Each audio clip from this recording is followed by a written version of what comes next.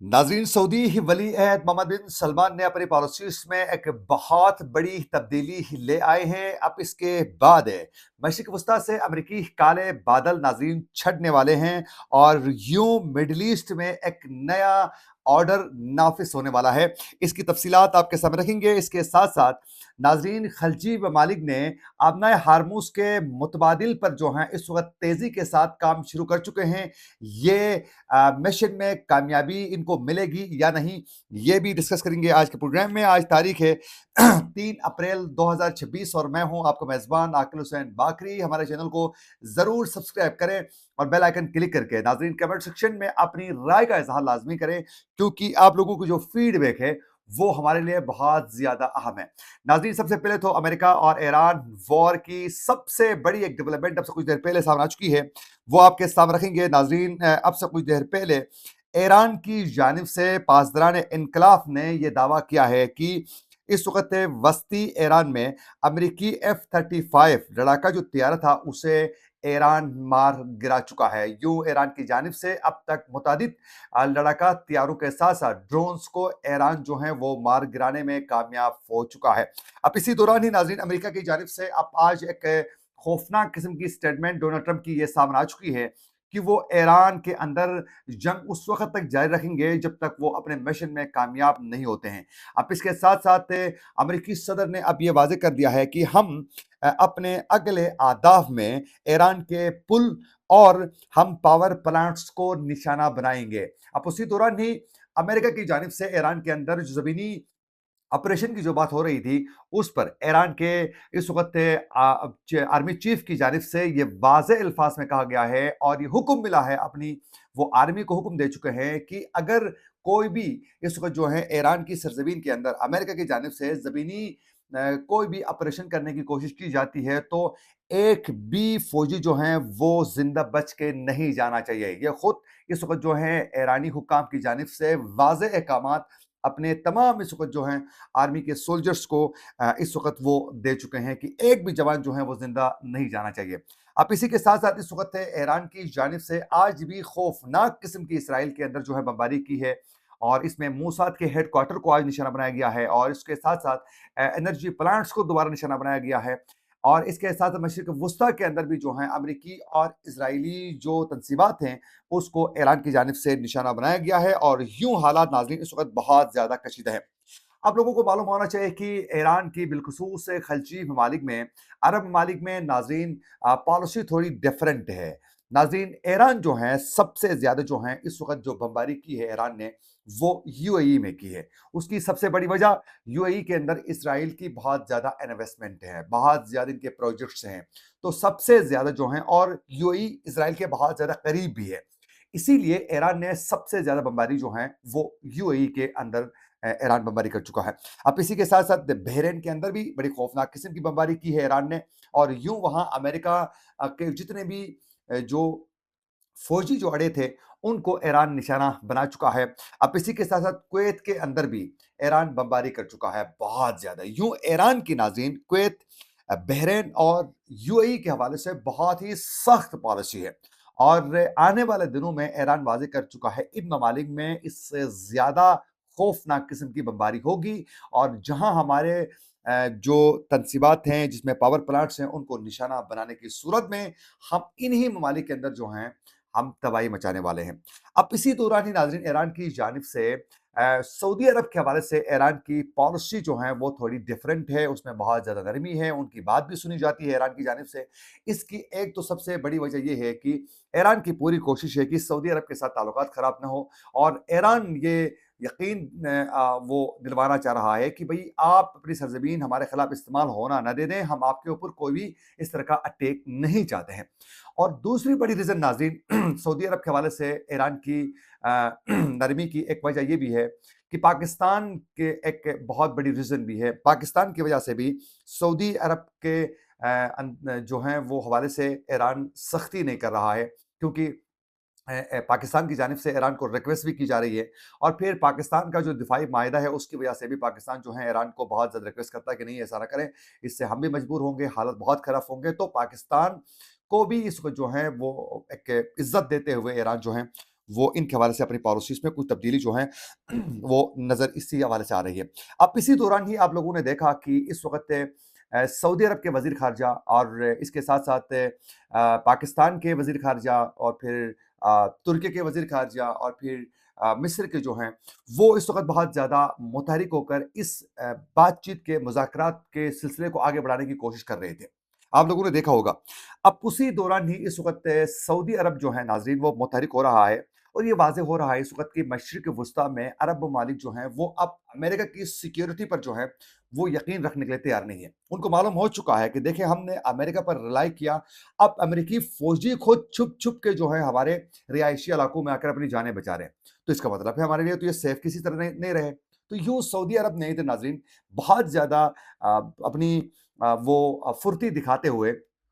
फौरी तौर पर अपनी पॉलिसीज़ में तब्दीली लाते हुए मोहम्मद बिन सलमान अब ये अपनी पॉलिसीज़ में तब्दीली ला चुके हैं कि इस वक़्त जो है तब्दीली की निशानी वाज़ेह आप ये देखें कि सऊदी अरब के जो इस वक़्त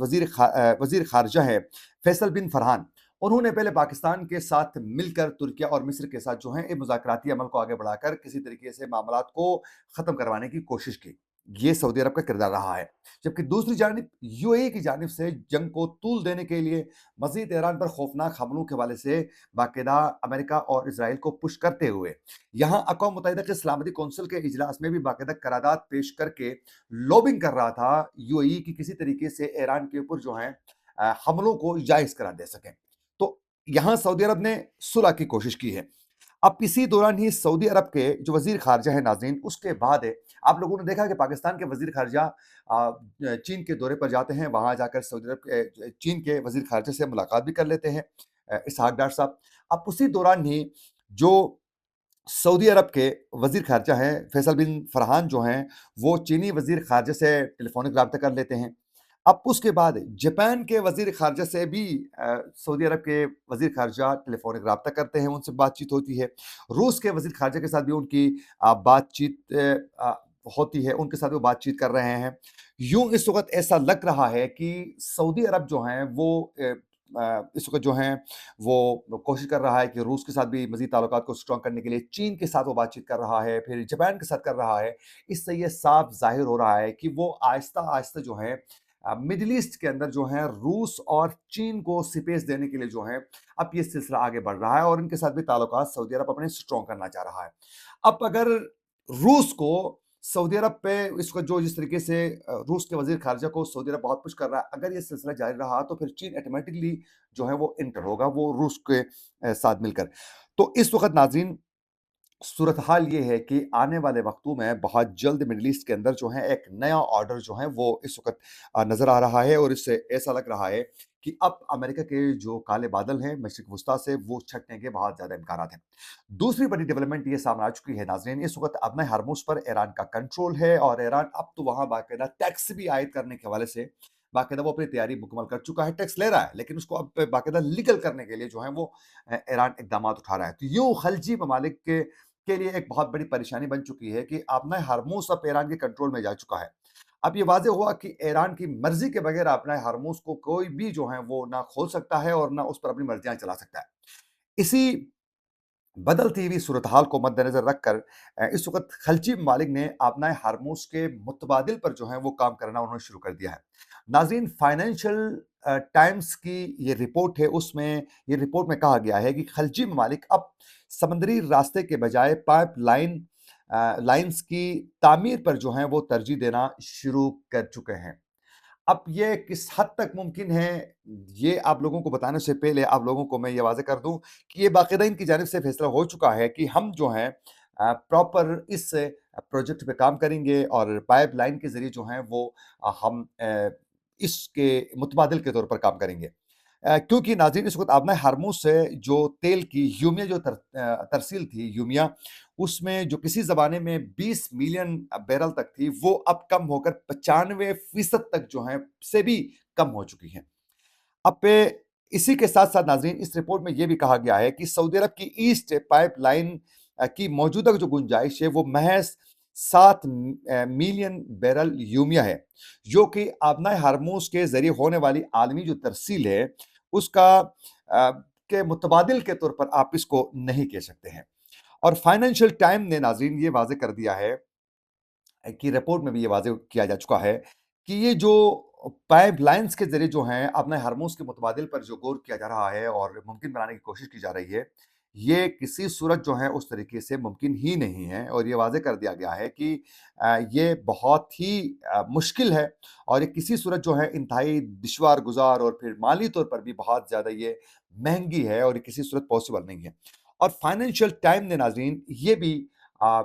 खबरदार किया है कि अगर खलिजी ममालिक मुतबादिल रास्तों पर काम कर रहे हैं, लेकिन ये तमाम तर कोशिशें अपना हार्मोन्स की बंदिश या वहाँ से होने वाली तरसील पर कमी का खलापूर करने के लिए जो है,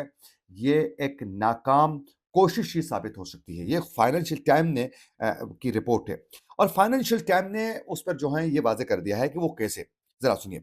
नाज़रीन सऊदी अरब और ये ममालिक जो हैं इसको एक अच्छा-सा एक साइन करार दे रहे हैं, लेकिन फाइनेंशियल टाइम का ये कहना है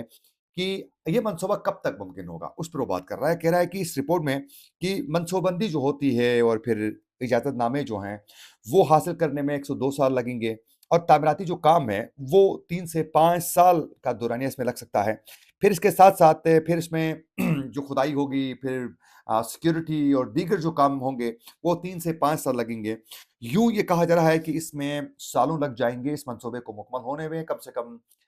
6 से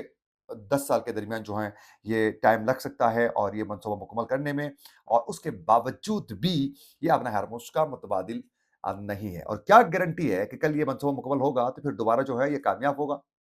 मुमकिन है ये मुकम्मल होने के बाद दोबारा कोई जंग होती है, तो ईरान क्या इसको निशाना नहीं बनाएगा? इसको भी निशाना बनाएगा।